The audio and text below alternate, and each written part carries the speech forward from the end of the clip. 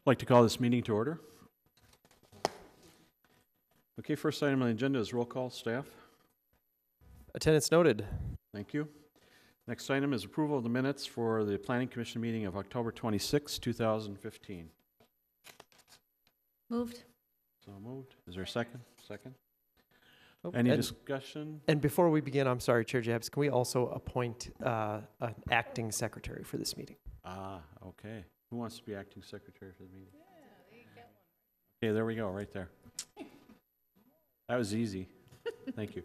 Okay, there's a motion and a second for approval of the minutes. All in favor say aye. Aye. Any opposed? Carries. Okay, this is an opportunity for citizens to address the commission on items not on the agenda. If there's anyone that wishes to come forward. Okay, seeing none, we'll move on to the public hearings.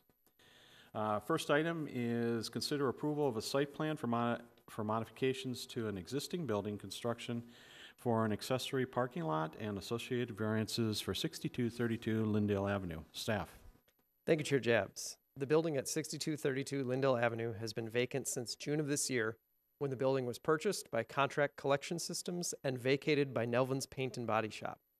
The site had been approved for and used as an auto body and paint shop since 1964.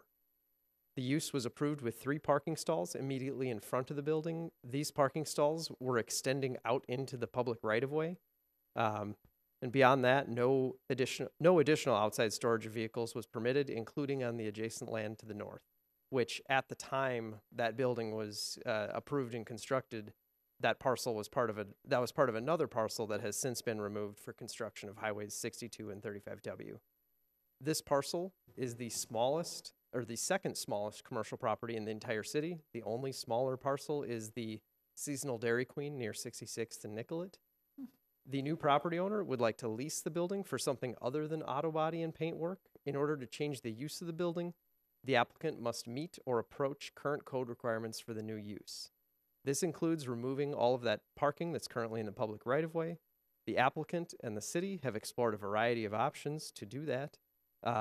Ownership of the remnant land to the north of this building is to be transferred from MnDOT to the city. When that occurs, the city would be willing to consider leasing the area to the property owner to provide that additional parking. However, this process has been slow going, and staff has yet been unable to determine when exactly that transfer will occur. In the meantime, the applicant is proposing to reduce the footprint of the building and provide 3 legal parking spaces in the front and an additional parking stall behind the building in order to lease it for an office or service use. With a credit for, regarding parking requirements, with a credit for public transit proximity, the minimum parking requirement for an office of this size is 6 stalls. The applicant is requesting a variance for approval with only 4 parking stalls. While redevelopment of this entire block would be ideal, staff is supportive of the proposed site plan and requested parking variance because it improves upon the existing conditions.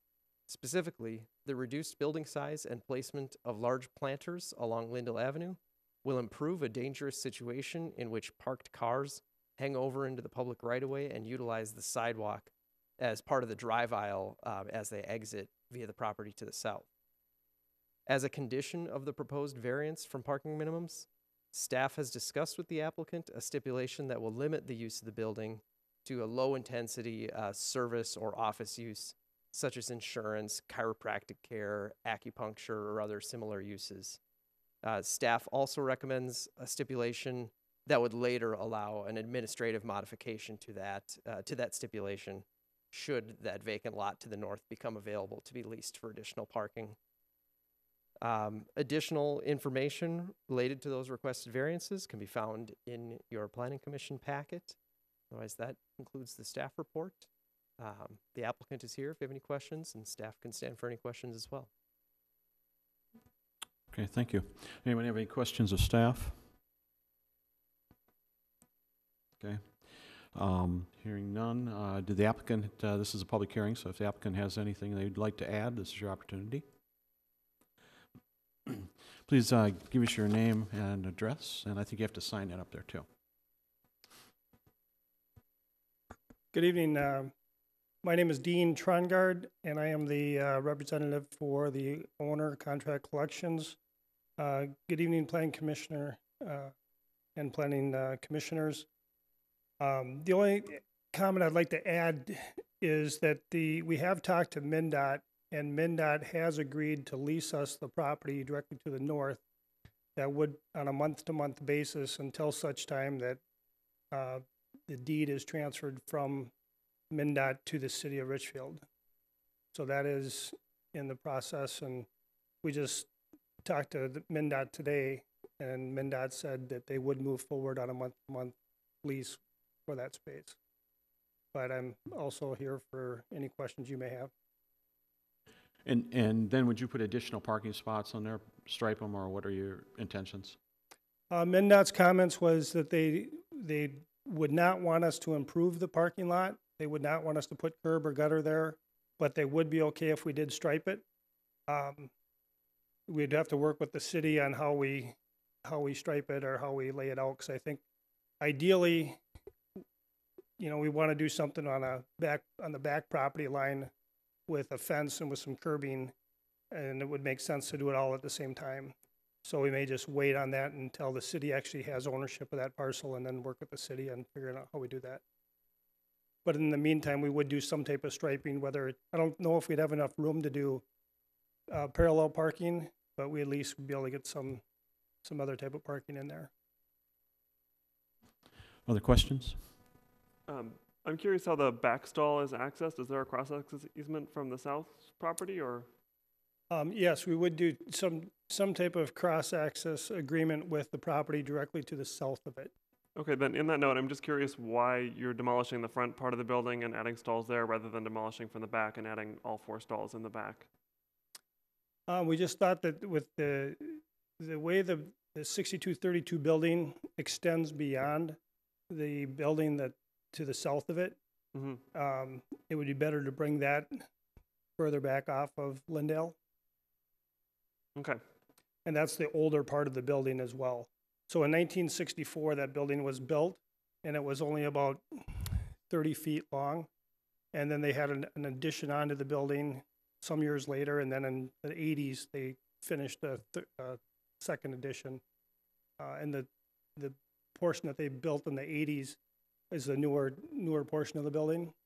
And the restroom and everything is actually in like a basement in the front of the building. So we thought it would be easier and better for everyone and better sight lines if we took the front portion of the building off. Thank you, Mr. Chair. Do you have an idea in regard to the parcel that you're leasing from MnDOT, an idea of the timeline for it to be deeded over to the city? I know that the city's been working on that. I think it goes back about 6 years. So that's beyond our control, and we've gone back and forth with MnDOT and the city on that issue. And so what we were hoping to do was do some type of joint lease agreement where we had MnDOT and the city as landlords, and then my client, Contract Collections, as a tenant. But just today, talking with MnDOT, we think the best approach would be to do just a month-to-month lease with MnDOT, and then once it is transferred to the city, we'd strike up a lease with the city.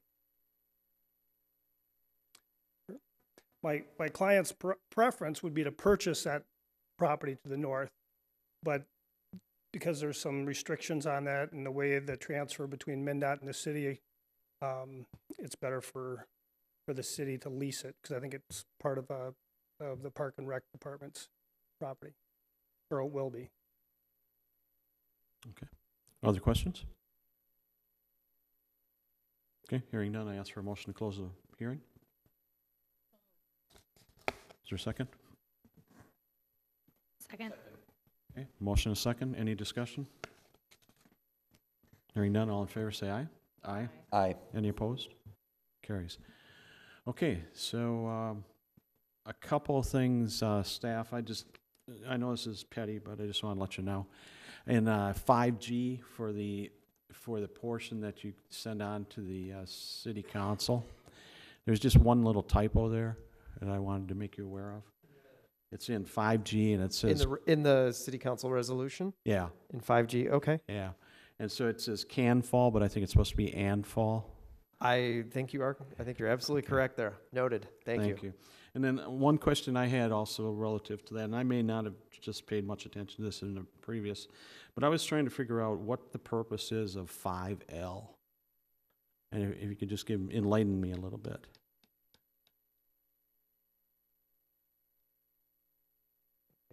Yeah, Chair Jabs. I mean, the idea is that this ideally wouldn't be necessary. The improvements would be done prior to the issuance of an occupancy permit, because once our building official issues the occupancy permit, we've kind of lost any leverage to do something.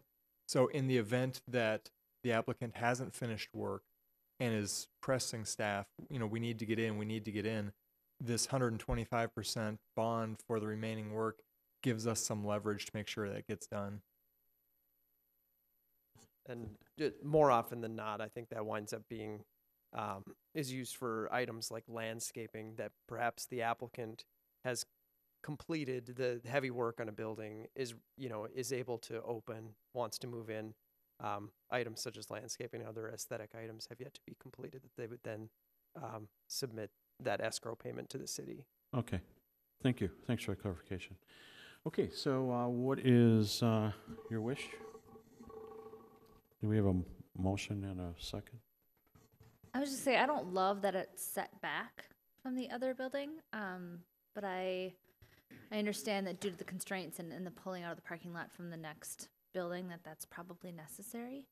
That just kind of worries me that it's a little back and hidden. And Yeah, I have a comment on that and a question for staff. I am a little troubled that, I get that it is slightly ahead of the building next door, but it's about 5 feet ahead and it would go to about 25 feet back. So in fact, it'll be much more inconsistent after than it is currently. And I'm just curious, do we have any requirements for maximum setback from the front? And is there any requirement, like a form-based requirement, that it be consistent with the rest of the block? I don't believe there's a requirement for consistency. The maximum setback in the C2 commercial district, I believe, is 40 feet. Okay. Okay, and I guess relative to your comments, I didn't see too much of a problem with it myself, because I think it's more important to take care of the safety issue. And I think by doing this, you've taken care of the parking and moved it off the sidewalk per se. So I think that's an important concept if we want to have the walkability features and so on and so forth. Even though it may do a little bit of a setback issue, but I think it takes care of the other problem much better. That's where I saw it at. Okay, any other comments? Otherwise, I ask for a motion.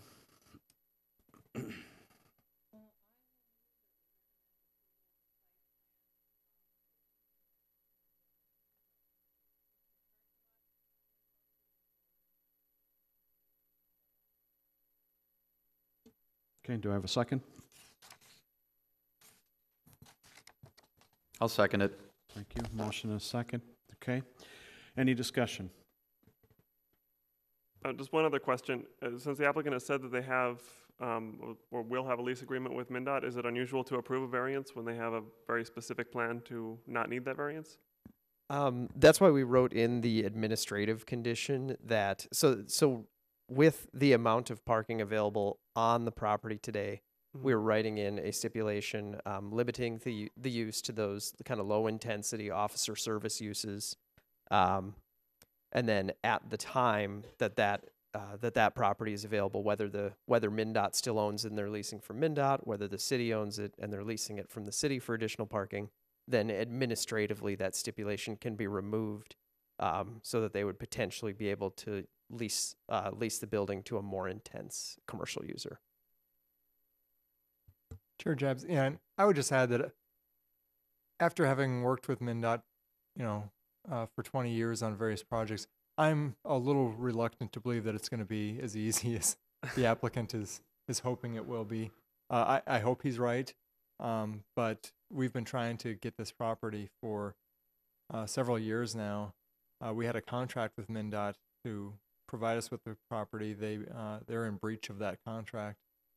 So we'll see how that goes. And that's why we sought to to word this the way that it is, so that if and when it happens, we don't have to come back to you.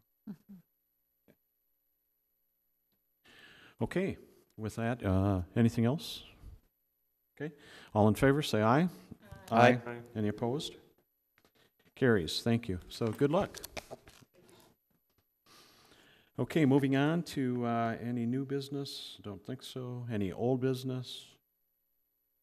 And if not, then we can move on to liaison reports. So community services.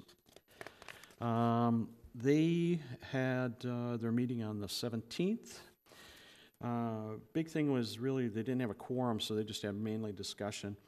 But they were talking about community center and having 2 new boilers put in per their CIP, because I guess they had some heat problems over there.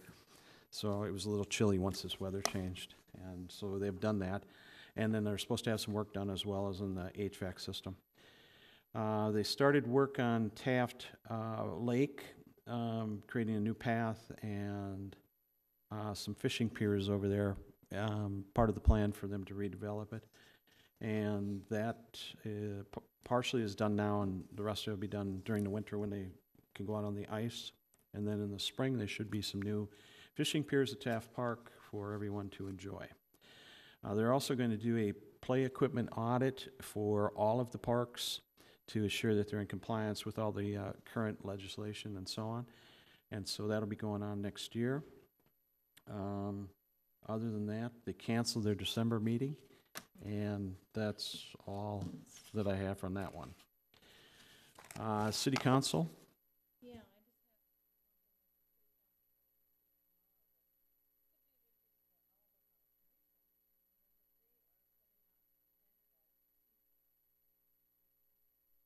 And they want to clarify youth appointments. They are going to be changing the attendance requirement to address issues that must have been coming up, because they said under the new requirement, commissioners must attend at least 75% of regular commission meetings in a 12-month period, or they're going to be booted out. Well, they don't say it that way, but we know what they mean. They're going to kind of standardize the rules for residency terms, and like I said, commissioner removal. And they're also going to direct that commissions may not have any bylaws that conflict with the standardized rules. And this is all going to happen tomorrow when they're going to talk about that. So that's going to be, I'm sure more information will be forthcoming, but that will be something that we'll all have to deal with, I think, is we'll have to review our own bylaws next year to make sure that they conform with the City Council standardized. Okay, thank you. HRA? No report? No report. Richfield School Board? There was an election, so there'll be a couple of new faces on the school board, and in addition to that, an existing levy was approved, along with a new levy, overwhelmingly, I should mention, approved. Thank you. Transportation Commission? Yeah, I've got a couple meetings because I've been gone for a little while. Month before, so September, we really discussed Portland Avenue status, which is nearing completion, not really completion, but it will be open for the winter later this week. And some of the other stuff like the median islands that'll go in at the intersections, those are going to happen later as part of the construction of next year, which will continue down to 77th. The other major thing that the Commission is discussing right now is 66th Street and the addition of median closures at a lot of intersections. So it would be basically switching 66 to be every other block would be completely open and every other block would be right in, right out only. So they had a public meeting last week to discuss that. It was discussed with the Transportation Commission as well. And the public meeting had a pretty healthy turnout, also an online discussion of that and the impacts and benefits of it. Thank you. And no Chamber of Commerce since he's not here tonight. So anything else on liaison reports? If not, going on to the City Planners Report. We'll just note that the next Planning Commission meeting is in just 3 short weeks, December 14th. Very good. Anything else? Any updates on our beloved city planner? Melissa has not gone missing. She will be back in December. Just curious, is the surgery went okay? A-OK as far as I understand.